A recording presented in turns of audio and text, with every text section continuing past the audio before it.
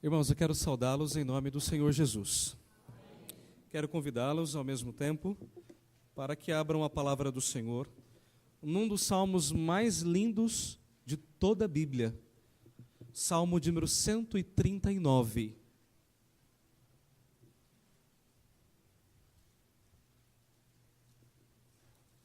Salmo de número 139.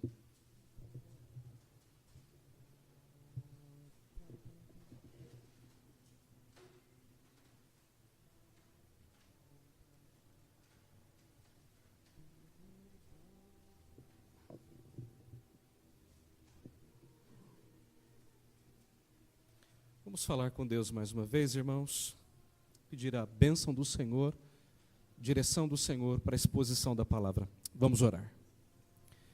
Senhor, nós precisamos da Tua graça para compreendermos a Tua palavra. Nesse instante, Senhor, que vamos abrir a Tua palavra, nós te pedimos, ó Pai, que Tu fales ao nosso coração.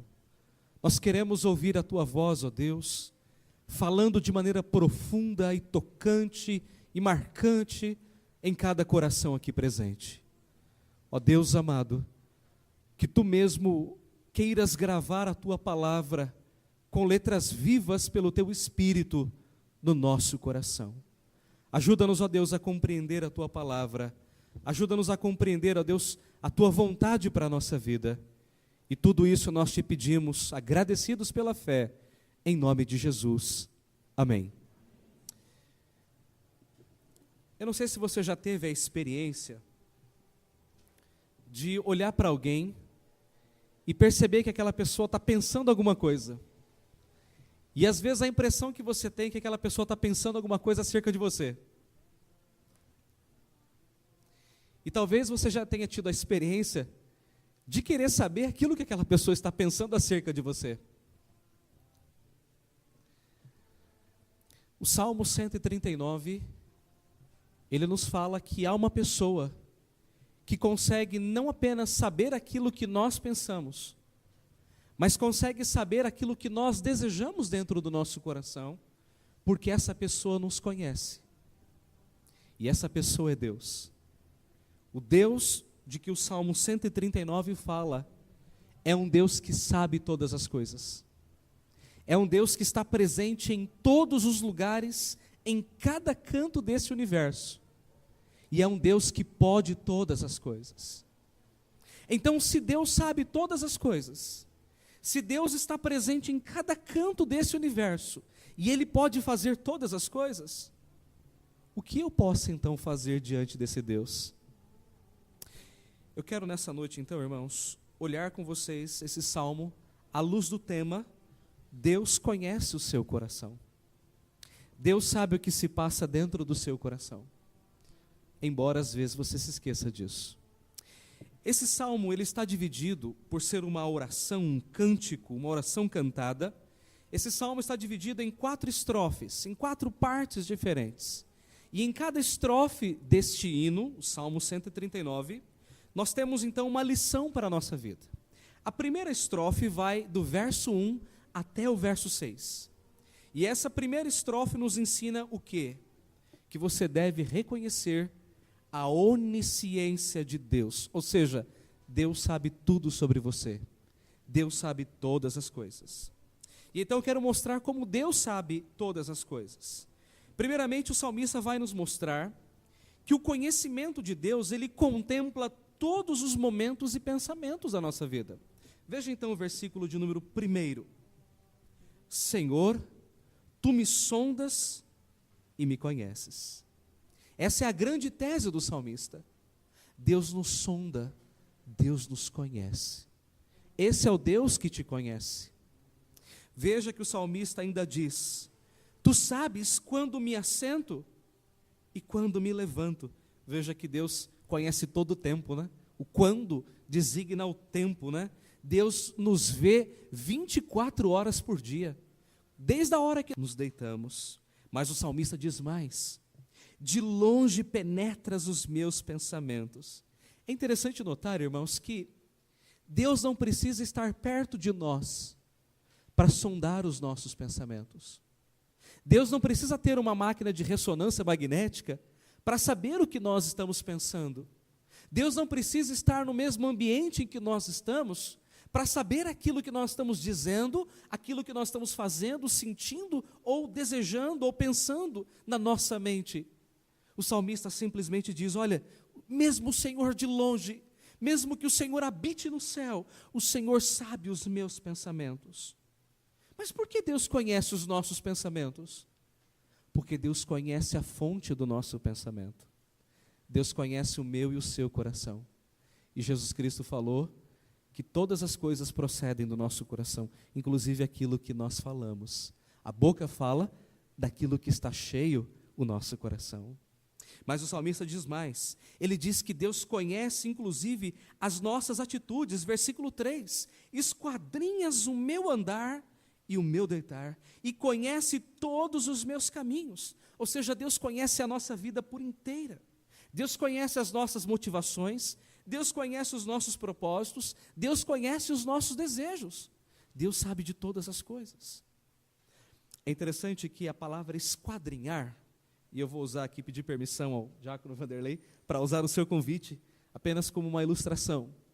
Imagine que isso aqui é uma foto, e de fato é uma foto muito bonita, que é a foto do casal que vai se casar, se Deus quiser, no dia 14 de dezembro. Imagine que essa foto estivesse dentro de uma moldura, dentro de um porta-retrato. A ideia de esquadrinhar literalmente significa colocar dentro de um quadro. Então, quando você coloca alguma coisa dentro de um quadro, você consegue então perceber toda a imagem como uma extensão. Eu não sei se você já fez o teste de tentar aproximar alguma coisa muito perto assim dos seus olhos, e você não consegue ver absolutamente nada. É uma imagem totalmente embaçada. O máximo que você consegue ver é alguma coisa muito vermelha, que é a imagem mais forte aqui, mas na medida em que você vai distanciando isso do seu rosto, você vai percebendo aquela imagem com nitidez. O que o salmista diz é que a nossa vida é como se estivesse dentro de um quadro, e é Deus quem está pintando esse quadro, é Deus quem está construindo a nossa vida. Então Deus conhece a nossa vida como um todo, porque Deus esquadrinha a nossa vida. Mas o salmista diz mais, ele diz no verso 4, que Deus conhece todas as nossas palavras. Diz ele: ainda a palavra me não chegou à língua, e tu, Senhor, já a conheces toda. Às vezes você fica pensando assim: meu Deus, o que aquela pessoa vai dizer? O que ela está pensando? E a Bíblia diz que Deus sabe exatamente aquilo que nós vamos dizer. Não precisamos ainda ter dito nada. Não abrimos sequer a nossa boca. Mas Deus conhece o nosso coração. Deus sabe aquilo que vai dentro do seu coração. Deus conhece todas as coisas. E Davi, ele se vê chocado diante disso, então ele diz para Deus, no verso 5, Senhor, tu me cercas por trás e por diante, e sobre mim o Senhor coloca a sua mão. Ou seja, o Senhor está cercando a minha vida como um todo. Não há para onde fugir. O Senhor conhece a minha vida, na frente, atrás, dos lados. O Senhor conhece o meu coração. O Senhor sabe todas as coisas sobre a minha vida. E não só isso, o Senhor coloca a sua mão sobre a minha vida. Mas então Davi faz uma declaração para Deus muito profunda no versículo 6. E ele diz então ao Senhor: Deus, tal conhecimento, ou seja, esse conhecimento que o Senhor tem a meu respeito, é maravilhoso demais para mim. É algo sobremodo elevado e eu não posso atingir. Eu não sei se você se lembra daquele filme já antigo, mas que de vez em quando sempre passa, que é o Todo-Poderoso.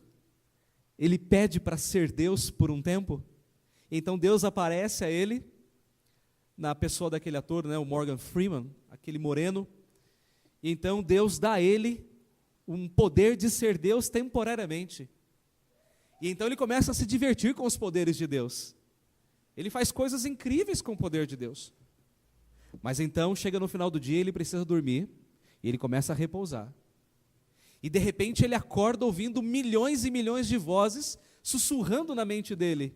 E as pessoas, Senhor, eu preciso disso, Senhor, abençoa aquilo, Senhor, cura tal pessoa, Senhor, abre uma porta de emprego, eu oro pelo meu pai, eu oro pela conversão de... E ele começa a ficar maluco. E ele não consegue discernir aquilo porque eram milhões e milhões de vozes orando a Deus ao mesmo tempo. O salmista, quando ele olha para esse conhecimento de Deus acerca de todas as coisas, ele diz assim, olha, Senhor, esse conhecimento é maravilhoso demais para mim. É tão elevado, tão suprarracional, tão além do entendimento que eu não posso compreender. Como é que o Senhor compreende todas as coisas? Isso é magnífico. Você já parou para pensar como é que Deus pode saber todas as coisas?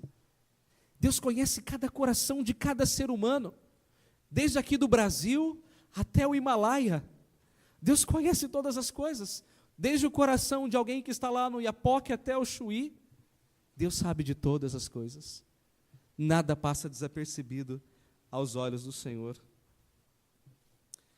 O apóstolo Paulo, quando ele termina a sua exposição doutrinária em Romanos capítulo 11, o apóstolo Paulo se vê diante daquela majestade de Deus, da soberania de Deus, e Paulo, é como se ele tivesse feito um hino para o Senhor e dito assim, olha, ó profundidade das riquezas, tanto da sabedoria quanto do conhecimento de Deus, quão insondáveis são os seus caminhos, inescrutáveis são os seus juízos. Quem, pois, conheceu a mente do Senhor? Quem foi que primeiro deu a ele para que depois venha a ser restituído? Porque dele e por meio dele e para ele são todas as coisas. Deus é soberano e Deus conhece a sua vida, irmão. De Deus nada pode se esconder, porque Deus conhece o nosso e o seu coração. Mas o salmista não para aí não. O salmista nos mostra que Deus não é apenas onisciente, mas o salmista diz que Deus também é onipresente. Ou seja, que Deus está presente em todos os lugares, em cada canto deste universo, em cada milímetro, Deus se faz presente. Versículos de 7 a 12. No versículo 7, então, Davi expõe a sua tese, e a sua tese é: para onde me ausentarei do teu espírito? Ou seja, para onde eu vou fugir da tua face? É possível, então, ele faz uma pergunta a Deus, é possível, Senhor, correr da tua presença? É possível me ausentar da tua face?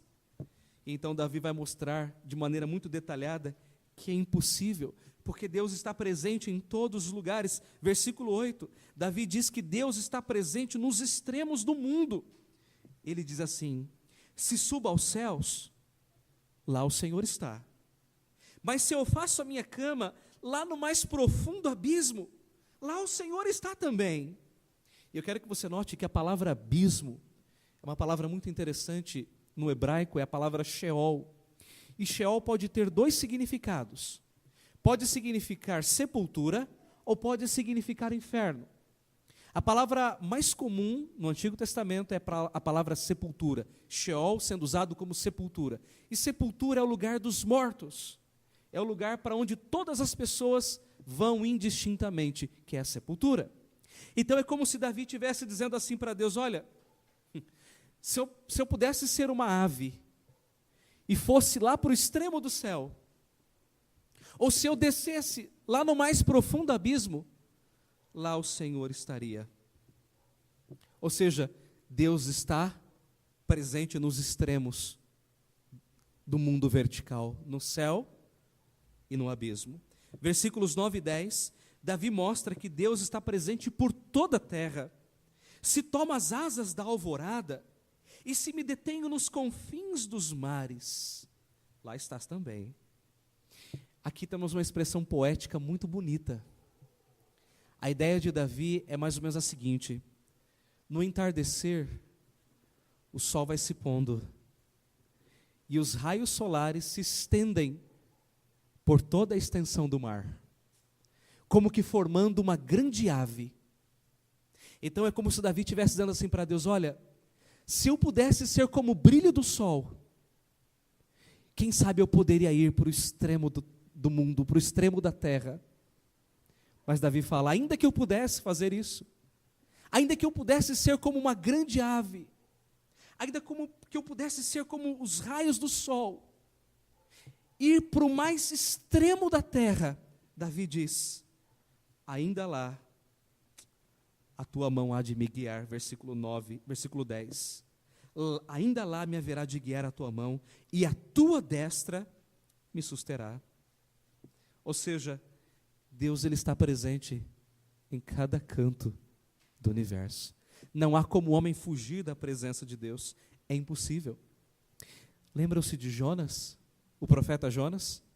Quando Deus mandou que ele pregasse o evangelho, num lugar ele foi para o outro, ele tomou um barco e foi para um lugar totalmente diferente, e então aquele barco onde ele estava, entrou em naufrágio, e ele foi engolido por um grande peixe, e ele ficou no ventre daquele peixe 3 dias, e a Bíblia diz que dali ele orou ao Senhor, e o Senhor respondeu a sua oração. E Jonas entendeu que é impossível fugir da presença de Deus, porque Deus está presente em cada canto desse universo. Versículos 11 e 12, Davi vai mostrar que Deus está presente em todas as circunstâncias da nossa vida. Veja o que ele diz: se eu digo, as trevas com efeito me encobrirão, e a luz ao redor de mim se fará noite, até as próprias trevas não te serão escuras. As trevas e a luz são a mesma coisa. Ou seja, Davi ele tem consciência de que para Deus não existe diferença entre luz e trevas. Para Deus tudo é a mesma coisa, porque Deus criou a luz e Deus criou as trevas. Então, ainda que Davi tentasse se esconder dentro de uma caverna extremamente escura, lá nos antros da terra, no lugar mais profundo da terra, numa caverna extremamente profunda, Davi diz: não importa, porque para o Senhor as trevas e a luz são a mesma coisa. Então Davi compreende que é impossível fugir da presença do Deus Altíssimo, porque Deus, Ele não só sabe todas as coisas, mas Deus está presente em todos os lugares e em todo o tempo. Ninguém pode se esconder da presença de Deus, é impossível. Deus ele vê todas as coisas, e Ele está presente em todos os lugares. Mas queridos, a terceira estrofe desse hino nos mostra a onipotência de Deus. Ou seja, Deus não apenas sabe todas as coisas, Deus não apenas está presente em todos os lugares, mas Deus pode todas as coisas. E Davi mostra que Deus, ele é um Deus onipotente através da sua criação, e através da criação do homem, Deus mostra o seu poder. Versículos 13 a 18. Vejamos então a tese de Davi, no versículo de número 13. Pois tu me formaste no interior, ou melhor, pois tu formaste o meu interior, tu me teceste no seio de minha mãe. Veja a tese de Davi: foi o Senhor quem me fez, foi o Senhor quem me criou, lá na barriga da minha mãe, no ventre da minha mãe, foi o Senhor quem me criou. E Davi então vai mostrar como é que Deus fez isso. Deus então demonstra o seu poder, sendo Ele o Criador e o autor da vida. Pois tu me formaste, ele diz que Deus é o Criador da vida, e tu me teceste. São duas palavras que dizem a mesma coisa: o Senhor me criou. Mas ele diz mais no versículo 14, que Deus demonstra o seu poder ao criar o homem de maneira maravilhosa. Veja o que ele diz: então tu me teceste, por modo assombrosamente maravilhoso me formaste. Davi aqui tem uma atitude de espanto, né? Ele se vê espantado diante do poder de Deus. E então ele diz para o Senhor: as tuas obras são admiráveis, e a minha alma o sabe muito bem. Eu não sei se você já viu na internet, isso de vez em quando aparece, alguém posta no Facebook, ou você vê em alguns vídeos, um vídeo sobre a criação, a geração do ser humano, desde a concepção até perto do seu nascimento. São 9 meses de gestação, assim em 8, 10 minutos de vídeo. É uma coisa linda. Desde o momento em que o sêmen do homem se encontra com o óvulo da mulher, E acontece ali exatamente o momento da fecundação. Quando o sêmen, ele adentra o óvulo, naquele exato momento, acontece então a multiplicação das células. E depois de um tempo começa então a se formar a vida. Os cromossomos se misturam, a genética do homem se mistura à genética da mulher. Ali começa a nascer a vida. Olha para o que Davi vai dizer. Davi não tinha nenhum estudo exatamente da ciência ou da medicina. Davi não foi ensinado sobre isso. Mas olha o que Davi diz para o Senhor Deus, no versículo de número 15. Os meus ossos não te foram encobertos. Quando lá no oculto eu fui formado e entretecido, né, como que bordado, como nas profundezas da terra. Ou seja, lá naquele lugar onde o olho humano não consegue visualizar, foi lá que o Senhor me formou.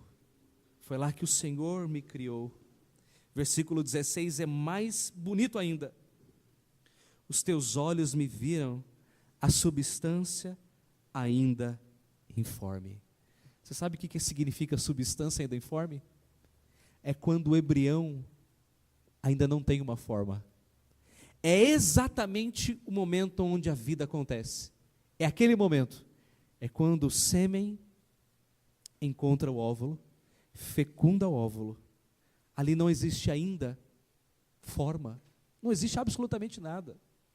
Após algumas semanas, aquele óvulo, que agora vai se tornar um embrião, começa a produzir vida. E é uma coisa linda. Você consegue ver exatamente a cabecinha, parece um girino, né? É bem engraçado, ligado por um cordão. E aquilo começa a ganhar vida.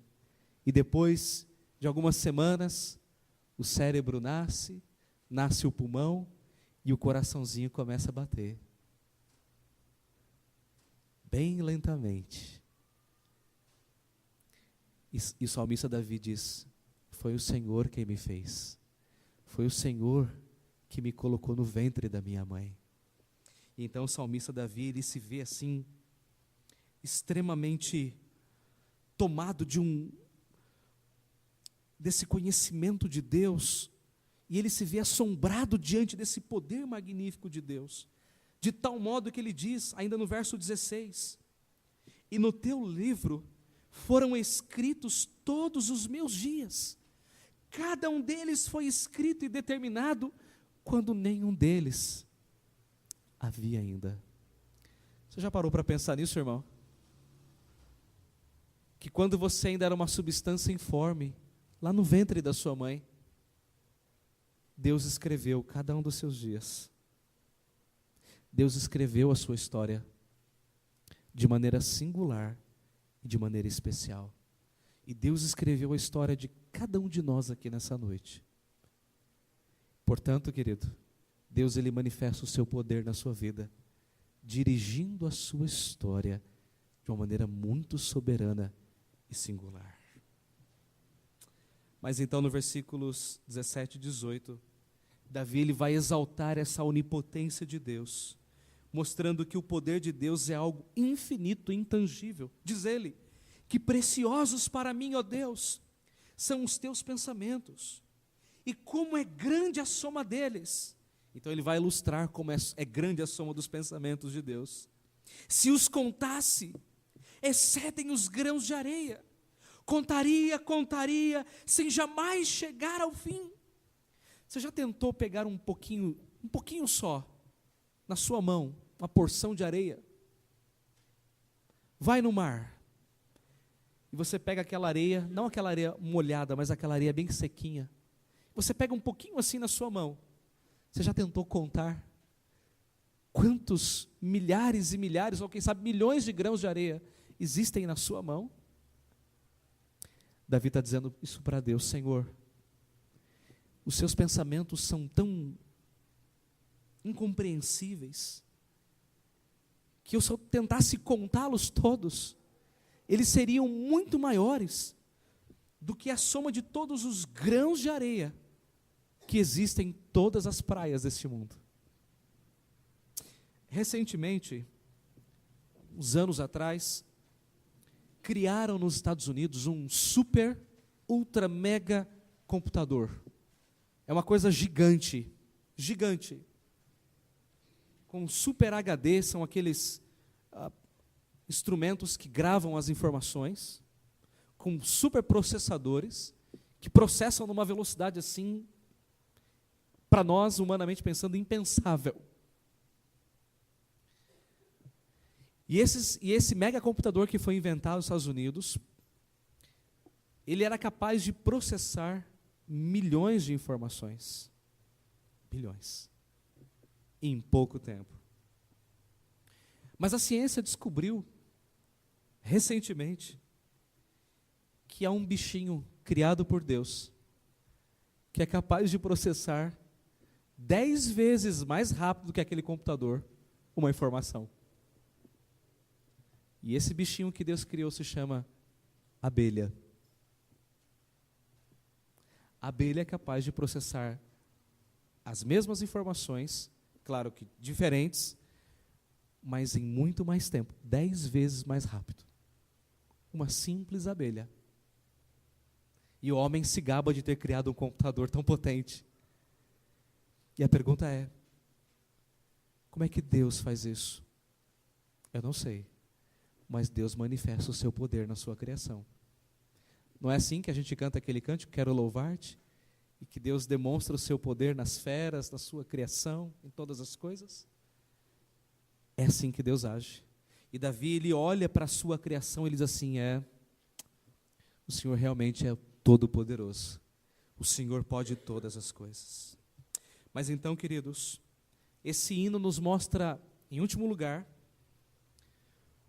o nosso reconhecimento diante dessa grandeza de Deus.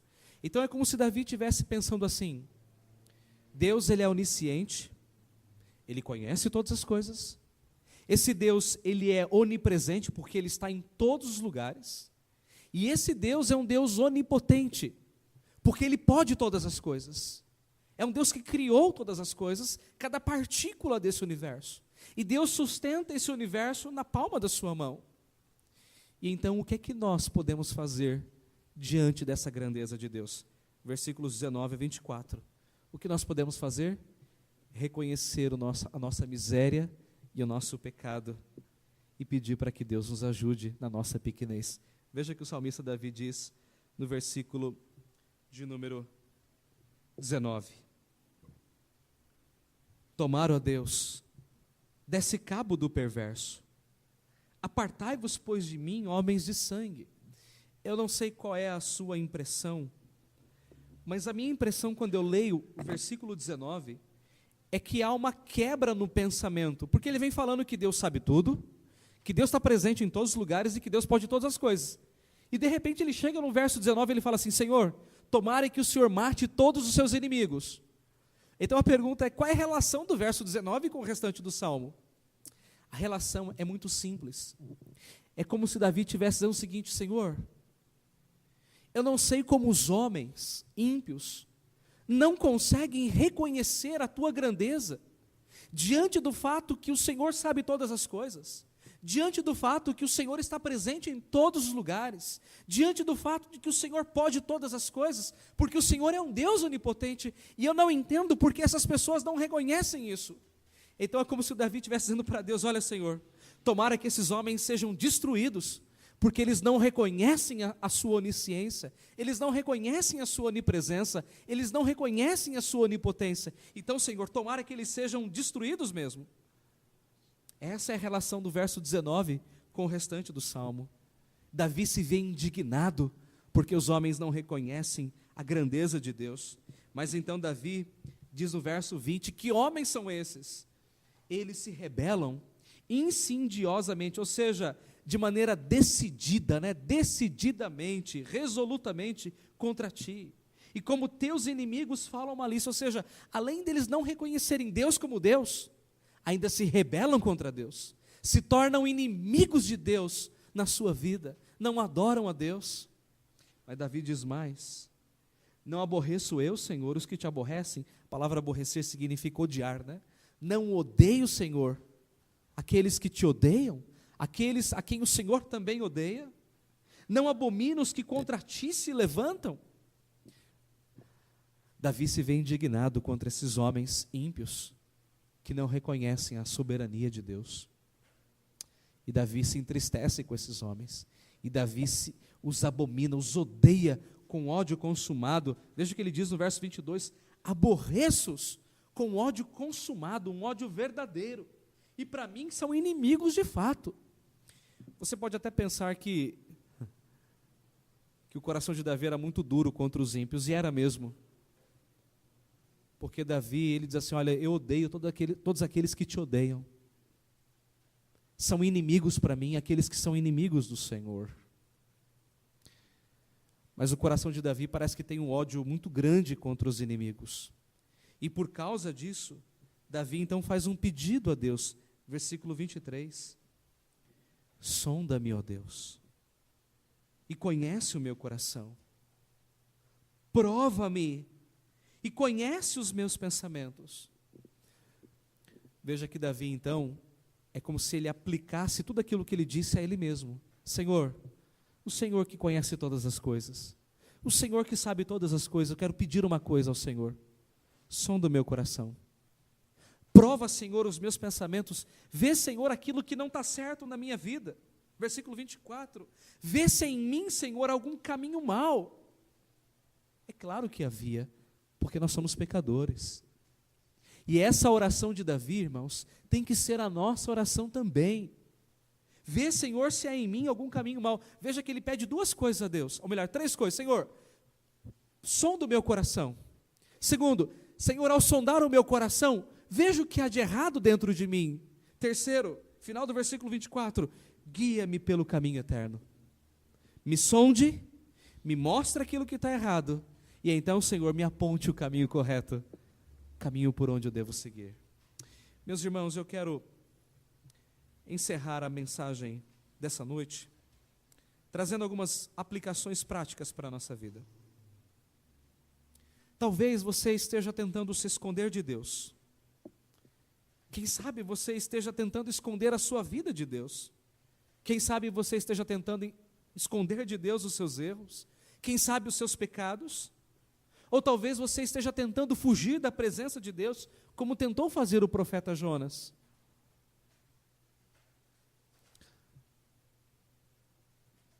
Lembram-se de Gênesis capítulo 3, da queda de Adão e Eva? Vamos recapitular a história rapidamente. Deus criou Adão e Eva e os colocou num jardim que era perfeito. E Deus então deu uma ordem para eles. Vocês podem comer de todos os frutos, de todas as árvores, menos do fruto da árvore que está no centro do jardim. Dela não comerás, porque se comer, morrerás.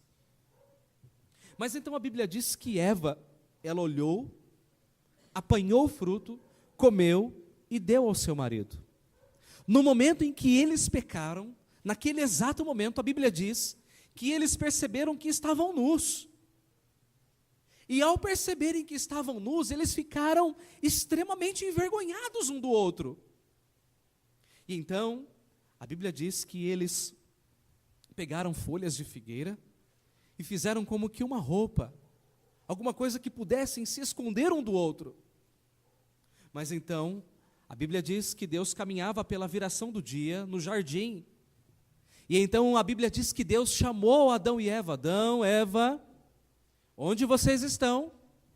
Então a Bíblia diz que quando eles ouviram a voz de Deus, eles correram e eles se esconderam entre as árvores. Então Deus disse assim: Adão, onde você está? Então Adão veio, cabisbaixo, envergonhado. E Deus então pergunta a Adão: Adão, o que é que você fez? Onde você estava? E Adão então responde ao Senhor: Deus, quando eu ouvi a tua voz, eu tive medo e me escondi. Pessoas, quando pecam contra Deus, tentam fugir da presença de Deus. O primeiro sintoma do pecado na vida do cristão é sentir vergonha e medo de Deus. E talvez você esteja tentando fugir da presença de Deus, tentando se esconder da face de Deus. Mas eu quero dizer para você, irmão, que Deus conhece o seu coração, Deus conhece a sua vida, Deus conhece a sua história, Deus sabe de cada passo que você dá a cada dia, Deus conhece cada um dos seus sofrimentos, Deus conhece as suas angústias, Deus conhece cada parte do seu coração, aquele lugar mais escondido dentro do seu coração, Deus conhece. Aliás, há lugares do seu coração que nem mesmo você conhece. Sabia disso? O seu coração é algo tão indomável, tão grande e tão assim obscuro, que nem você conhece o seu coração no todo. Você já se pegou fazendo coisas que depois você falou, meu Deus, como é que eu fiz isso? Não acredito que eu fiz isso. Na verdade, você fez porque o seu coração quis fazer. E eu quero dizer para você que Deus conhece o seu coração. Deus conhece cada parte do seu coração. Deus conhece cada pensamento que procede do seu coração. Deus conhece até mesmo aquilo que você não sabe que vai fazer, mas Deus sabe que você fará. Deus te viu, irmão, quando você ainda era um embriãozinho. Era uma coisinha assim, olha, menor do que a ponta de uma agulha, sem forma nenhuma. Deus te viu. Uma substância ainda informe. Deus viu lá o seu cérebro sendo formado. Deus viu os seus ossos, como disse Davi. Deus viu os seus pulmões. Deus viu cada parte do seu corpo sendo formado. De vez em quando pessoas postam no Facebook, quando estão grávidas, aquela imagem, né, do primeiro ultrassom. E tem que ser meio médico para entender aquilo, porque é uma imagem escura. E aí você vê alguma coisa assim, muito distante. E aí o médico começa a te explicar, olha, aqui é isso, aqui é aquilo outro. E você fala, é isso? Mas Deus te viu lá, naquele exato momento, quando você surgiu como ser humano. Porque Deus conhece a sua vida, Deus conhece a sua história. Deus sabe o seu sentimento. Deus sabe o que se passa no seu coração. Deus sabe muitas vezes aquilo que você faz e que não agrada. Deus sabe quando você está frio com Ele. Um pai conhece um filho. E o pai sabe quando o filho está distante, está indiferente. O pai, quando ama mesmo o filho, ele não precisa nem falar com o filho. Ele olha para o filho, ele já sabe. Porque ele conhece. Deus sabe quando você está frio com Ele. Deus sabe quando você está distante da presença dEle. E muitas vezes, irmãos, nós estamos tentando fugir da presença de Deus. Muitas vezes nós estamos tentando fugir da palavra. Muitas vezes estamos tentando fugir da oração. E quando nós pecamos, é realmente isso que acontece conosco. Nós nos esfriamos com Deus. Não sentimos mais aquele prazer de ouvir Deus falando conosco na Bíblia. Parece que a gente lê a Bíblia, mas parece que Deus não fala mais conosco. Parece que aquela leitura não mexe com o nosso coração. Parece que quando a gente ora é uma coisa mecânica. Porque Deus sabe quando nós estamos frios. Mas eu quero dizer uma coisa para você, irmão.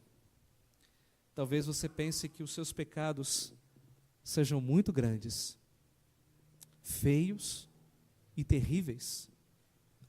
E talvez você acredite que você não mereça o perdão. Mas eu quero dizer para você nessa noite, irmão, que há uma solução para isso tudo. E essa solução está no Salvador Jesus Cristo.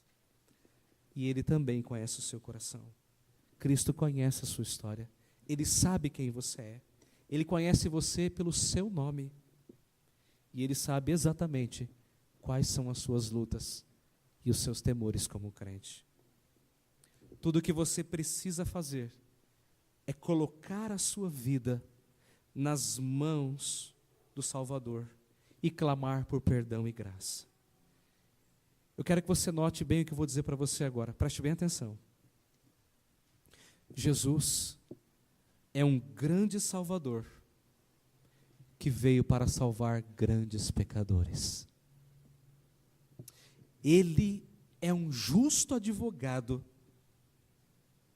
para pecadores injustos.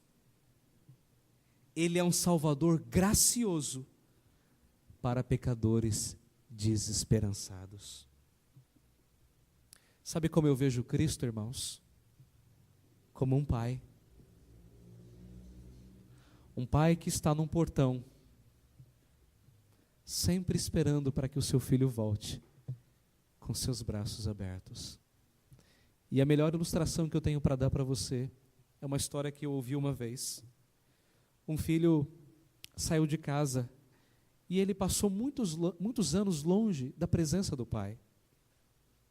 E um dia ele quis voltar, mas ele estava envergonhado. Que ele não sabia como fazer aquilo. Então ele escreveu uma carta para o pai e disse: pai, eu tenho um desejo muito grande de voltar, mas eu não sei se o Senhor vai me receber, e eu preciso que o Senhor me dê um sinal de que o Senhor me ama muito. E então eu gostaria que o Senhor colocasse um lenço branco amarrado no galho daquela árvore que tem a entrada da nossa casa. Então alguns dias se passaram e aquele filho veio voltando. E quando ele foi se aproximando, perto do portão da casa, alguns metros, ele olhou para aquela árvore procurando um lenço branco. Mas ele não encontrou um lenço branco. Ele encontrou dezenas de lenços brancos amarrados por toda a árvore, simbolizando o amor daquele pai por aquele filho. É assim que Cristo te vê, irmão, como um filho. E ele diz: vinde a mim, todos vós que estáis cansados e sobrecarregados, e eu vos aliviarei. Querido, não queira fugir da presença do Senhor, porque Ele te ama muito. Não queira viver longe da presença de Jesus. Não faça isso. Não existe coisa melhor no mundo do que viver na presença de Jesus, ter comunhão com Jesus, falar com Jesus, andar com Jesus. Não tem coisa melhor nesse mundo. Não existe coisa mais gostosa nesse mundo do que ter aquela comunhão com o Salvador. Deus conhece você. Ele sabe quem você é. E sejam lá quais forem as suas lutas, o Senhor te ama muito, irmão. E Ele jamais te abandonará. Talvez nessa noite haja crentes aqui que precisam de uma renovação espiritual. Talvez haja crentes distantes de Deus, frios com o Senhor. E eu quero desafiá-lo nessa noite a renovar a sua aliança com Deus, arrepender-se dos seus pecados. Como disse Jesus, bem-aventurados os que choram, ou seja, feliz é aquele que chora pelos seus pecados. Talvez você esteja vivendo em pecado, talvez esteja uma luta dura contra o pecado. Quem sabe alguma coisa tem te afastado de Deus, alguma situação na sua vida, uma circunstância, mas eu quero convidá-lo nesse instante a vir a Cristo, porque Ele está com seus braços abertos dizendo: vinde, filho. E esse Jesus é gracioso, e Ele tem perdão para a sua vida, Ele tem graça para você, e todas as vezes que você cair, Ele vai te levantar, porque Ele te ama, Ele morreu por você. Que nessa noite você renove com Cristo a sua aliança, não viva mais longe do Salvador. Não existe nada mais gostoso do que estar na presença do Salvador Jesus. Vamos orar.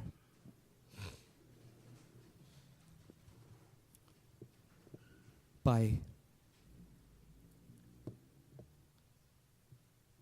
muito obrigado porque o Senhor é um Deus que sabe todas as coisas. O Senhor é um Deus que está presente em toda a nossa vida, 24 horas por dia. Foi o Senhor quem nos fez. O Senhor nos viu ainda substância informe. Ó Deus, diante dessa verdade, nós nos quedamos aos teus pés, caímos aos teus pés, reconhecendo a nossa pequenez, reconhecendo a nossa falha, reconhecendo os nossos pecados, e nós queremos pedir perdão ao Senhor, e queremos pedir ao Senhor que o Senhor renove conosco a sua aliança, e que nós renovemos com o Senhor a nossa aliança. Ó Deus, quem sabe nessa noite haja pessoas aqui, membros ou não desta igreja, que estão frios na fé, estão distantes do Senhor. Quem sabe, ó Deus, haja crentes aqui tentando fugir da Tua presença. Ó Deus, que esses irmãos possam compreender que é impossível viver longe do Senhor, é impossível viver longe do Seu amor e da Sua graça. Ó Senhor, traga renovação espiritual àqueles irmãos que estão abatidos, tristes, frios na fé, que não têm, ó Deus, mais lido a Tua palavra, nem orado. Quem sabe, ó Deus, andam distantes da Tua casa, deixando de congregar com os irmãos, deixando, ó Deus, de desfrutar daquela comunhão gostosa e fraterna do corpo de Cristo. Ó Deus bendito, renova o nosso coração nessa noite. É o que nós te pedimos, agradecidos pela fé, em nome de Jesus. Amém, Senhor.